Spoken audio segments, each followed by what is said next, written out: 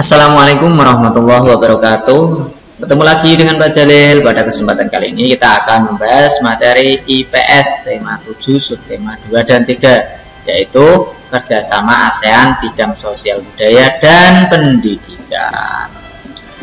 Oke, kita bahas langsung saja kerjasama negara-negara Indonesia dan negara-negara Asia Tenggara atau ASEAN di bidang sosial. Dalam bidang sosial ini, kerjasama yang terbentuk yaitu dengan membentukkan kelompok kerja ASEAN.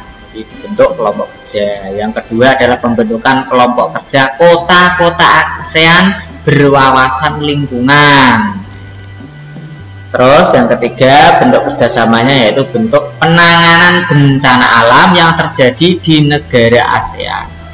Hal ini penting dilakukan mengingat kawasan ASEAN terletak di kawasan rawan bencana. Maka di bidang sosial inilah kerjasama di antara negara-negara anggota ASEAN terbentuk. Contoh lagi kerjasama di bidang sosial yaitu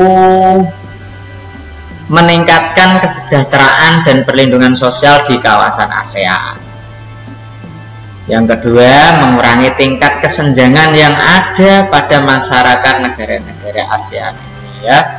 Jadi disamakan karena semua manusia itu kan memiliki hak yang sama, hak untuk hidup dan sebagainya. Maka dalam bidang sosial ini sesama anggota negara ASEAN saling mengurangi tingkat kesenjangan sosial antara penduduk yang satu dengan penduduk lainnya. Sedangkan kerjasama negara-negara ASEAN di bidang budaya yaitu pertukaran pemuda dan pelajar. Nah, ini jadi pertukaran pemuda dan pelajar ini masuknya di bidang budaya ya. Para pemuda dan pelajar memiliki kesempatan untuk mempelajari budaya negara setempat. Jadi dengan adanya pertukaran seperti ini, Indonesia misalkan mengirimkan ke Singapura, nah, maka warga pelajar Indonesia bisa mempelajari budaya-budaya di Singapura, bisa mempelajari ilmu dan teknologi yang lebih maju yang ada di Singapura dan sebagainya.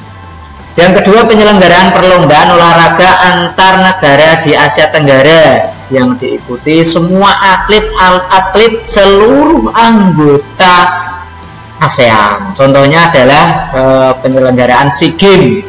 SEA Games ini termasuk dalam bidang budaya, yaitu event olahraga yang dilakukan setiap 4 tahun sekali. Nah, ini sesama anggota ASEAN selalu mengirimkan atlet-atletnya.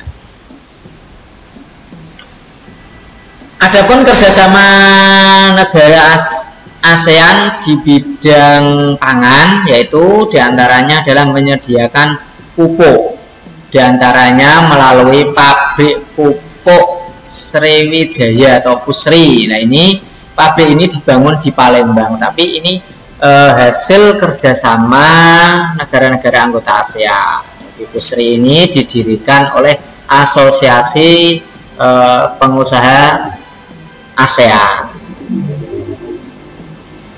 Masih di bidang pangan yaitu dengan didirikan IRRI International Rice Research Institute di Filipina. Nah, ini untuk melakukan penelitian agar negara-negara anggota ASEAN memiliki ketahanan pangan.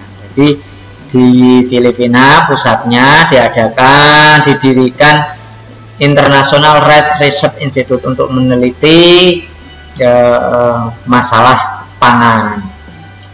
Yang ketiga yaitu ekspor dan impor komoditas pangan dari negara-negara ASEAN. Jadi diutamakan antar negara-negara ASEAN ini untuk melakukan ekspor dan impor. Selanjutnya adalah kerjasama negara-negara di Asia Tenggara dalam bidang pendidikan. Ini dalam bidang pendidikan ini yaitu dengan diadakannya deklarasi kerjasama pendidikan ini, tujuannya untuk mencapai masyarakat ASEAN yang peduli terhadap pendidikan. pendidikan.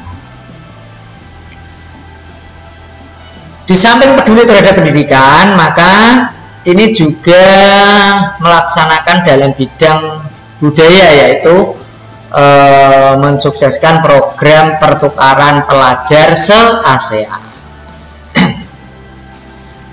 Di dalam pendidikan juga dibentuk jaringan perguruan tinggi se-ASEAN. Jadi jaringan-jaringan perguruan tinggi ini sudah dibentuk terutama di anggota ASEAN. Yang selanjutnya yang menyediakan sarana pendidikan berupa sekolah dan perlengkapan sekolah yang memadai. Ini saling kerjasama juga. Begitu juga dengan kerjasama di bidang ilmu pengetahuan dan teknologi. Juga diadakan kerjasama untuk meningkatkan kualitas sumber daya manusia sehingga mampu bersaing dengan masyarakat dunia. Nah, sedangkan peran Indonesia juga berperan dalam bidang pendidikan ini. Kalau di antara tadi kerjasama bidang sosial budaya, karena pendidikan itu termasuk bidang budaya, maka Indonesia sangat berperan, sangat ikut andil dalam kegiatan-kegiatan di ASEAN. Di antaranya peran Indonesia dalam ASEAN bidang pendidikan adalah mendukung program pertukaran pelajar dengan cara memberikan beasiswa kepada para pelajar berprestasi. Nah, ini mendukung Indonesia dengan cara mendukung dengan memberi beasiswa. Yang kedua, menyediakan sarana pendidikan yang memadai untuk meningkatkan kualitas dan daya saing pelajar di Indonesia. Jadi juga Indonesia menyediakan sarana-sarana pendidikan biar mampu bersaing dengan pelajar luar negeri. Yang ketiga, menyusun kurikulum pendidikan yang tepat. Ini peran Indonesia ya. Indonesia juga memiliki kurikulum yang tepat sehingga bisa menarik pelajar-pelajar asing untuk belajar di Indonesia. Yang keempat adalah kerjasama dengan negara lain untuk mengembangkan iptek. Nah, ini ya, Indonesia ikut berperan dalam mengembangkan iptek di negara ASEAN ini. Oke, demikian ya pertemuan pada kali ini. Silakan untuk tugasnya kerjakan latihan soal yang ada di buku Bupenamu halaman 168 untuk muatan IPS. Ya, demikian ya pertemuan pada kesempatan kali ini. Semoga bermanfaat, dapat dipahami. Jangan lupa untuk tonton video ini sampai habis. Terima kasih. Assalamualaikum warahmatullahi wabarakatuh.